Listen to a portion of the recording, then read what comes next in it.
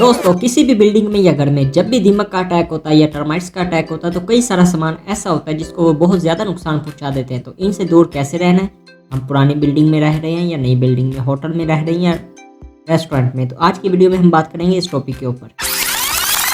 दोस्तों आज की वीडियो में हम ये जानेंगे टर्माइट का प्रोसेस कैसे काम करता है एक बिल्कुल नई बिल्डिंग के लिए। अगर आप जानना चाहते हैं कि एक पुरानी बिल्डिंग के लिए, तो इस वीडियो का टारगेट रखा गया है 500 लाइक, तो आप इस चैनल को कर लीजिएगा सब्सक्राइब। टर्माइट्स को लगने के बाद कैसे केमिकल से और किस केमिकल से ठीक करेंगे, इसको समझने से पहले हमें समझना पड़ेगा टर्माइट्स अटैक ही कैसे करते हैं। टर्माइट जब अटैक करता है हमारी बिल्डिंग में तो सबसे पहले इसको चाहिए होता है पानी, नमी। जहां सबसे पहले इसको पानी या नमी मिलेगी वहां सबसे पहले ये अपनी कॉलोनी डेवलप करना शुरू कर लेगा।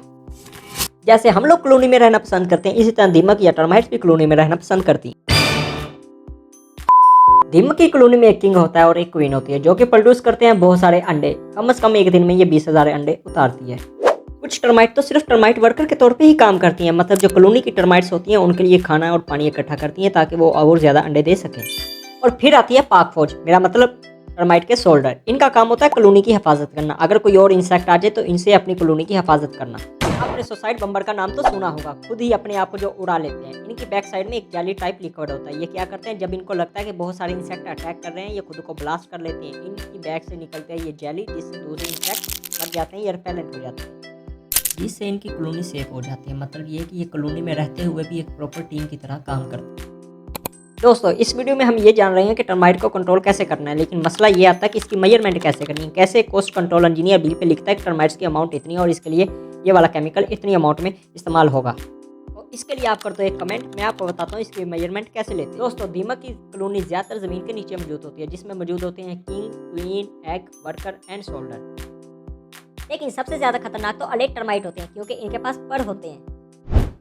जैसे आपने गौर किया होगा, जब बारिश होती है तो जहाँ जहाँ रोशनी या बल्ब होते हैं वहाँ सफ़ेद परों वाले कीड़े आ जाते हैं। इनके पर आप फर्श पे गिरे हुए देखते हैं। जब ये अपने पर नीचे फेंक देते हैं तो इनसे फिर टर्माइट्स बनते हैं। इनमें से फिर एक किंग बनता है, क्वीन बनती है, कुछ वर्कर बनते हैं, कुछ सोल्डर बनते हैं। ये जो अलेट टर्माइट होती है ये वजह बनती है आपके घर या बिल्डिंग के ऊपर वाले हिस्से के ऊपर जो टर्माइट्स का अटैक होता है उसके लिए। इसीलिए जब बारिश का मौसम हो तो अलेट टर्माइट से ज़रूर बचना चाहिए। ये था पूरा एक प्रोसेस।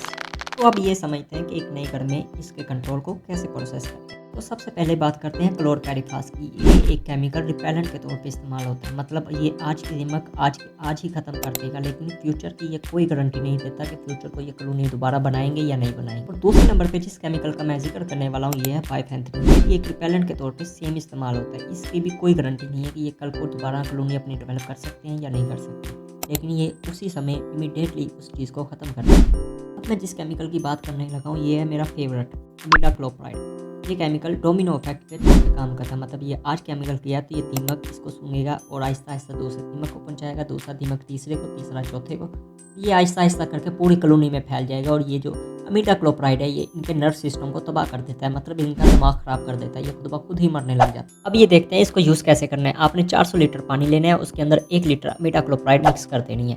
ये आपका केमिकल डोज तैयार हो जाएगी। अब आपने इसको इस्तेमाल कैसे करना है, आपने 1 स्क्वायर मीटर के अंदर आपने 5 लीटर इसको स्प्रे करना है। इस हिसाब से आप अपना एरिया को मेजर कर लीजिएगा। मिसाल के तौर पे अगर आपको नहीं समझ आ रहा कि आपने कितना केमिकल बनाना है तो आप देखिए 400 को ऊपर रखें, 500 को नीचे रखें। इसको जब डिवाइड करेंगे तो आपका मिलेगा 80 स्क्वायर मीटर। मतलब अगर आप 1 लीटर दवाई यूज़ करते हो तो आप 80 स्क्वायर मीटर के अंदर इस चीज़ को इस्तेमाल कर सकते हो। अगर आपका एरिया कम है तो आप उस हिसाब से अपनी डोज कैलकुलेट कर लीजिएगा।